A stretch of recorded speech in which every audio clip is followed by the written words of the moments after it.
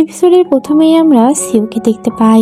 CO তো কমিশনারকে মেরে ফেলে আর এরপরে তার গাড়ির সামনে থাকা সিসি ক্যামেরাটিও সে নষ্ট করে দেয়। এরপর আমরা দেখি সেখানে কিছুক্ষণ পরে আমাদের হিসিকরা চলে যায়। হিসিক তার টিম নিয়ে সেখানে চলে যায় আর এরপরে তারা দেখতে পায় সেখানে কোনো এভিডেন্সই নেই। হিসিক তো বেশ বুঝতে পারে যে এটা কার কাজ। সে বলে এটা অবশ্যই সিও করেছে, সিও ছাড়া এই কাজটি কেউই করতে পারে না। এরপর আমরা দেখি ওই মেয়েটি তো মারা গিয়েছে আর এর জন্য তারা সবাই মিলে এক শ্রদ্ধাঞ্জলি দিতে আসে। সেখানে ওই মেয়েটির একটা মোটু বন্ধু আসে। সে বলতে থাকে যে আমাদের আসলে ভালো হওয়াটার কোনো সুযোগ নেই, ও আসলে ভালো হতে চেয়েছিল, পড়াশোনা করে অনেক বড় হতে চেয়েছিল। তখন আমরা দেখতে পাই নামসুন বলে এটা আমার জন্যই হয়েছে, আমার জন্যই ও আজ মারা গিয়েছে। ও আমার পরিচয় গোপন না করলে হয়তোবা ও আজকে বেঁচে থাকতো। নামসুনের মার তো মন অনেক খারাপ থাকে। উনি বলতে থাকে আমার মেয়েকে যে মেরেছে তাকে আমি কিছুতেই ছাড়বো না।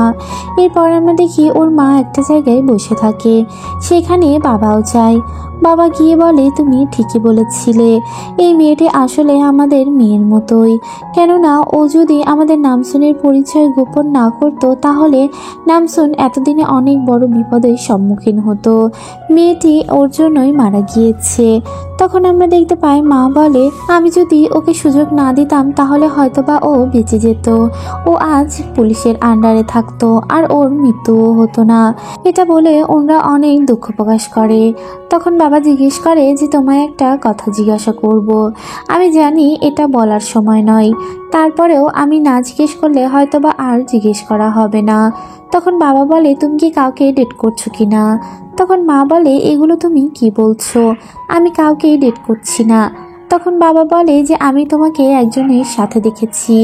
তখন মা বলে এটা তোমার জাস্ট একটা মিসআন্ডারস্ট্যান্ডিং, আসলে আমি ওই লোকটার আসল পরিচয় খুঁজে বের করার চেষ্টা করছি। নামসুনের মা বলে যে এই লোকগুলোকে শায়েস্তা করা দরকার, আর এর জন্য যদি আমি মারাও যাই তুমি কখনো মন খারাপ করো না।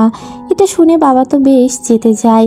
উনি বলেন যে তুমি কখনোই আমাদের পরোয়া করো না, তোমার কিছু হলে আমার কি হবে। এরপর আমরা হিসিকদের দেখতে পাই। ওরা তো খুব চেষ্টা করতে থাকে যে সিওকে কিভাবে ধরা যায়। এরপর দেখি যে একটা লিস্ট আসে আর যেখানে লেখা থাকে কারা কারা এই ড্রাগসগুলো নিয়েছিল। এরপর দেখা যায় ওরা একটা প্ল্যান করে, ওরা সিওর কাছে একটা লিঙ্ক পাঠাবে আর এই লিঙ্কে ওপেন করলেই তার জিপিএস অন হয়ে যাবে। এরপর আমরা দেখি আমাদের নামসুন তো পুলিশ স্টেশনে আসে আর সে এসে বলে যে সিও আমার আসল পরিচয় জেনে গিয়েছে আর এই জন্যই এখন আমাকে সামনাসামনি মোকাবেলা করতে হবে। এরপর আমরা সিওকে দেখতে পাই। সিও তো ওই লোকটিকে মেরে ফেলে যার একটি চোখ ছিল না। এই লোকটিও একটা বড় মাফিয়ার মধ্যেই পড়ে। এরপর আমরা দেখি নামসুন সিওকে ফোন করে। সে ফোন করে বলে তুমি আমার বোনকে কেন মেরে ফেলেছো? তখন সিও বলে তোমাকে আমি কিছু প্রশ্ন করতে চাই, তুমি যে আমার কোম্পানিতে এসেছিলে এটা কেন এসেছিলে? তুমি কি আমার জাসুসি করতে এসেছিলে নাকি আমার জন্য এসেছো? তখন নামসুন বলে হ্যাঁ, আমি জাসুসির জন্যই তোমার কাছে গিয়েছিলাম। তখন আমরা দেখি সিও তো বেশ রেগে যায়। সিও বলে যে তোমার সাথে আমি সামনাসামনি মোকাবেলা করব। এরপর দেখা যায় সিওর ফোনে ওই লিঙ্কটি চলে যায়। লিঙ্কটি অন করার সাথে সাথে এইদিকে আমাদের হিসিকরা তার জিপিএস দেখতে পায় এবং সে কার সাথে কথা বলছে এগুলাও সব ওরা বুঝতে পারে। সিওর কাছে বড় একটা মাফিয়ার ফোন আসে। তিনি ফোন করে বলে তুমি কি আমাদের লোককে মেরে ফেলেছো কিনা? তখন সে জানায় হ্যাঁ আমি মেরে ফেলেছি। তখন ওই ফোনের ওই পাশ থেকে বলতে থাকে যে তোমাকে কিছুতেই আমি ছাড়বো না। সিও বলে তোমরা কেউই আমায় ধরতে পারবে না। এরপর আমরা দেখি সিও একজনকে ফোন করে। সে ফোন করে বলে যে আমি এখন অনেক বিপদের মধ্যে আছি, তাই আমার ডক্টরকে অন্য জায়গায় সরাতে হবে। সিও একটা গেম খেলে। সে ওই মাফিয়াগুলোর কাছে তার এই ডক্টরকে পাঠিয়ে দিতে চায় এবং পরবর্তীতেও সে সেখানেই চলে যেতে চায়। সে রাশিয়ায় চলে যাবে আর এতে করে কোরিয়ার কেউই তাকে ধরতে পারবে না। এরপর দেখা যায় এই কথাগুলো তো সবই হিসিকরা শুনতে পায় আর এরপরে ওই ডাক্তারকে ধরার জন্য ওরা বের হয়ে যায়। এরপর আমরা নামসুনের মাকে দেখতে পাই। সে তো ওই লোকটির কাছে যায়, আর যাওয়ার পরে সে ওই ফ্রড লোকটির সব কথাই জানতে চেষ্টা করে। তখন তিনি একটা ছবি দেন আর বলে, তোমার এই ব্ল্যাক মানি হোয়াইট করে এই লোকটি এই মহিলার সাথে প্রায়ই দেখা করে, তারাও একটা বিজনেস করছে, আর ওই মহিলাকে তো মা আগে থেকেই চিনতো। এরপর আমরা দেখি ব্ল্যাক মানিকে হোয়াইট করে ও তো ওই মহিলার কাছে যায়। ওই মহিলা তখন 2টা ব্যাগ দেয়, আর ওই ব্যাগের মধ্যে টাকা ছিল। উনি বলতে থাকে যে এই টাকাগুলো বিভিন্ন জায়গায় রাখো, এক জায়গায় টাকা রাখা আসলে রিস্কি হয়ে যায়। এরপর আমরা দেখি ওই লোকটি তো ব্যাগটা নিয়ে চলে আসে। সিও কার সাথে কথা বলছিল, কি করছিল, এগুলো সবই তো নামসুনরা শুনতে পাচ্ছিল। এরপর আমরা দেখি নামসুন তো গাড়ির আগে আগেই দৌড় দেয়, আর এরপরে সে একটা জায়গায় গিয়ে দাঁড়িয়ে পড়ে। সে দূরদৃষ্টি দিয়ে ওই ডাক্তারকে দেখতে পাচ্ছিল। এরপর সে হিসিককে ফোন করে আর বলে, তোমরা দ্রুত সেখানে চলে এসো। এরপর আমরা দেখি ওরা সবাই তো সেখানে যায়, আর যাওয়ার পরে দেখতে পাই সেখানে ডক্টরটি ছিল না। এরপরে আমরা নামসুনের মাকে দেখতে পাই। নামসুনের মা তো তার এমপ্লয়ারকে বলে যে আজকে সব কথাই টিভিতে বলে দিবে। সে একটা লিস্ট পেয়েছে, আর এই লিস্টটি সবই তুমি টিভিতে লাইভ করে দিবে। এরপর আমরা দেখতে পাই যে নামসুনের ফ্রেন্ড তো শুটিং করতে থাকে, আর এরপরে কিছুক্ষণ পর তার বস তাকে নিয়ে বাইরে যায় আর বলে, এই লিস্টের মধ্যে তোমারও নাম আছে, আর তোমার এক্স ওয়াইফ এটাকে কমপ্লেন করেছে। তিনি বলেছে যে টাকা পাওয়ার পরে তুমি তাকে ছেড়ে দিয়েছো, আর তুমি আগে ফুটপাতে থাকতে, আর এসব কারণের জন্যই আমি তোমার সঙ্গে আর কাজ করতে পারবো না। এরপর আমরা সিওকে দেখতে পাই। সিওর কাছে তো ওই মাফিয়া লোকটির ফোন আসে। উনি ফোন করে বলে, তুমি আমাদের আবারও ধোকা দিয়েছো, তুমি যে ডাক্তারকে নিতে বলেছিল সে তো এই লোকেশনে ছিলই না। সিওর তখন ওই লিঙ্কটির কথা মনে পড়ে। সে জিজ্ঞেস করে যে আমাকে কোনো লিঙ্ক দিয়েছিলেন কিনা। তখন সে জানায়, আমি কোনো লিঙ্কই তোমাকে পাঠাইনি। সিও বুঝে ফেলে যে তার ফোনটা পুরাই হ্যাক হয়ে গিয়েছিল। এরপর আমরা দেখি আমাদের নামসুন তো একটা বস্তায় করে কিছু একটা নিয়ে আসে, আর এরপরে মুখ খুলে দেখতে পাই তার মধ্যে তো ডক্টর ছিল। তখন ওই ডক্টর বলে, তুমি এই বস্তার মধ্যে আমাকে কেন নিয়ে আসলে? আমার তো রসুনে এমনিতে অনেক বেশি অ্যালার্জি, আর তুমি এটার মধ্যে আমাকে এনেছো। এরপর আমরা দেখি সে তো ওইখানেই বমি করে ফেলে, আর এরপর দেখা যায় সে পাগলের মতো শুধু হাসতে থাকে, আর সব এমপ্লয়ারদের দিকে তাকিয়ে বলে, তোমরা এত হ্যান্ডসাম কেন? হিসিক বলে, আমার মনে হয় এই ডক্টর তো পুরোই পাগল, তুমি এটা কাকে তুলে নিয়ে এসেছো? হে হয়তো বা কোনো ড্রাগ নিয়েছে। এরপর আমরা দেখি যে হিসিক আর নামসুনতেও বাইরে আসে। হিসিক নামসুনকে বলে, তুমি অনেক বেশি সাহসী, আর তুমি একা কোথাওই যেও না, তুমি যেখানেই যাও আমাকে সাথে নিয়ে যেও। তখন আমরা দেখি নামসুন বলে, আসলে আমার ভাগ্যে কি আছে আমি কিছুই বলতে পারবো না। আমার এত শক্তি হয়তো বা কোনো একটা কাজেই আমাকে দেওয়া হয়েছে, কোনো একটা কাউকে উদ্ধার করার জন্যই এটা আমাকে দিয়েছে। তাই এগুলো করতে করতে আমি মারা গেলে তুমি কখনোই মন খারাপ করো না। তখন হিসিক বলে, তুমি এই কথাগুলো আমার সামনে বলো না, কেননা তোমার কিছু হয়ে গেলে আমি আর বাঁচতে পারবো না। তাই তুমি আমাকে প্রমিস করো যে তুমি কখনোই আমাকে ছেড়ে যাবে না। এরপর আমরা দেখি ওরা দুজন তো প্রমিস করে।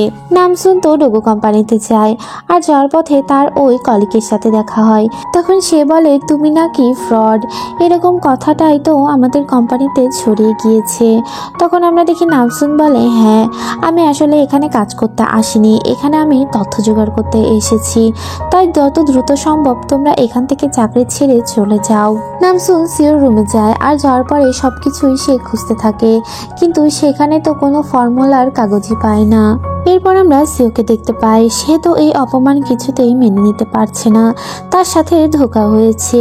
সে শুধু নামসুনের সাথে ওই সময়গুলোর কথাই ভাবতে থাকে, যে নামসুন কিভাবে সবকিছু তার থেকে জেনে নিয়েছিল। এরপর আমরা বাবাকে দেখতে পাই। বাবা আর ভাই তো আমাদের নামসুনের ওই মাকে এয়ারপোর্টে পৌঁছে দিতে এসেছে। এরপর দেখা যায় সেখানে আমাদের বাবার কাছে একটা মেসেজ আসে। তাকে বলা হয়, এক্স দুলা ভাই তুমি তাড়াতাড়ি হাসপাতালে চলে আসো, তা না হলে আজকেই আমি মারা যাব। এরপর আমি দেখি বাবা তো সেখানে চলে যায়। নামসুনের মায়ের ভাই আর বাবা তো বসে আছে, তারা কি করবে বুঝতে পারছে না। তারা একটা ছবি দেখতে পেয়েছে, যে এখানে নানি তার ক্রাশের সাথে ছবিতে আছে। তখন নামসুনের বাবা বলে, তোমরা এত টেনশন কেন করছো, তোমরা আমার সাথে থেকো। তখন নামসুনের ভাই বলে, এটা কিছুতেই সম্ভব না, আমরা চারজন একসাথে থাকতে পারবো না। এরপর আমরা দেখি সিও নামসুনকে ফোন করে, আর ফোন করে বলে যে তোমার মঙ্গোলিয়ার মা আমার কাছে আছে, তাই তোমার মাকে বাঁচাতে হলে আমি যেই লোকেশন দিব এই লোকেশনে তোমায় চলে আসতে হবে। এরপর আমরা দেখি যে তখন তো হিসিকও ফোন করে, কেননা হিসিক এই সব কিছুই শুনতে পাচ্ছিল। হিসিক বলে আমি তোমার সঙ্গে যাব। নামসুন বলে এটার কোনো প্রয়োজন নেই, আমি একাই যাব, তা না হলে আমার মাকে ওরা মেরে ফেলবে। এরপর আমরা নামসুনের মাকে দেখি, সে তো বাইক চালিয়ে ওই মহিলাটির কাছে আসে, আর তখন ওই মহিলাটির গুন্ডার সাথে মায়ের তো বেশ ফাইটিং চলে। এরপর আমরা দেখি মা ওইখান থেকে বাইক চালিয়ে ওই ফ্রড লোকটির কাছে আসে, আর এসে ওই প্রশ্ন আবারও করতে থাকে যে সিওর সাথে তোমার কিসের সম্পর্ক, ওই ছবিতে তুমি কি করছিলে। তখন লোকটি বলে তুমি আমাদের সাথে কাজ করতে পারো আর আমাদের কাপল জুড়ি অনেক ভালো হবে।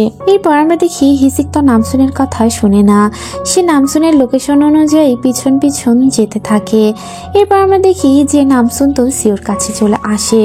তখন সিও তাকে বলে তোমার সঙ্গে আমি একটা গেম খেলবো, এই বক্সটার মধ্যে একটা ওষুধ রাখা আছে আর এই ওষুধটা তুমি খাবে, আর 1 ঘন্টার মধ্যে তুমি কোনো পানি পান করবে না, আর এইখানে একটা পানির বোতল আছে, আর এর নিচে একটা বোমার রিমোট আছে, আর যেই বোমাটা তোমার ওই মঙ্গোলিয়ার মায়ের কাছে আছে, যদি তুমি এই বোতলটা তুলো তাহলে তোমার মা মারা যাবে, তাই এই ওষুধ খাওয়ার পরে 1 ঘন্টার মধ্যে তুমি কোনো পানি খেতে পারবে না, আর যদি তুমি পানি না খাও তাহলে তোমার মাও বেঁচে যাবে আর তুমিও বেঁচে যাবে। তখন নামসুন তো এই গেমে রাজি হয়ে যায় আর বলে এর পরিবর্তে তোমাকে পুলিশের কাছে স্যালেন্ডার করতে হবে। সিও বলে ঠিক আছে। এরপর আমরা দেখি যে নামসুন তো ওই ট্যাবলেটটি খেয়ে নেয়, আর এতে করে তার প্রচুর জ্বালাপোড়া করতে শুরু করে, প্রচুর পানি পিপাসা লাগতে থাকে। এরপর আমরা দেখি যে সিও এটার ভিডিও তো আমাদের নামসুনের মায়ের কাছে পাঠিয়ে দেয়। এটা দেখে সে ভীষণ উদ্বিগ্ন হয়ে যায়। তখন সে হিসিককে ফোন করে বলে যে আমার মেয়ে অনেক বিপদে আছে, তাই তুমি তাড়াতাড়ি তাকে সাহায্য করার জন্য চলে আসো। মা তো দ্রুত বাইক চালায়, কিন্তু সে কোন দিকে যাবে বুঝতে পারে না।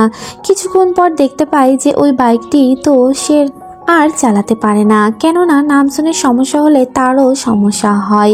নামসুনের বুকের মধ্যে পানির জন্য হাহাকার করতে থাকে, আর এদিকে মায়েরও সেম অবস্থা হয়।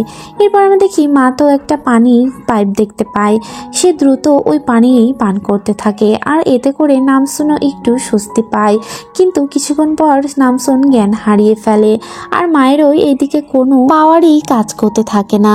এরপর আমরা নানিকে দেখতে পাই, নানি তো তার ক্রাশের সাথে ঘুরতে বের হয়েছিল, সে একটা বুদ্ধ টেম্পে যায়, আর সেখানে গিয়ে ওরা দুজন প্রার্থনা করে। এরপর আমরা দেখতে পাই নানি তার ক্রাশকে জিজ্ঞেস করে তুমি কি চেয়েছো। তখন লোকটি বলে আমি তোমাকে চেয়েছি। নানি বলে আমিও তোমাকেই চেয়েছি। এরপর আমরা দেখি যে নানিরও তো সেম অবস্থায় হয়।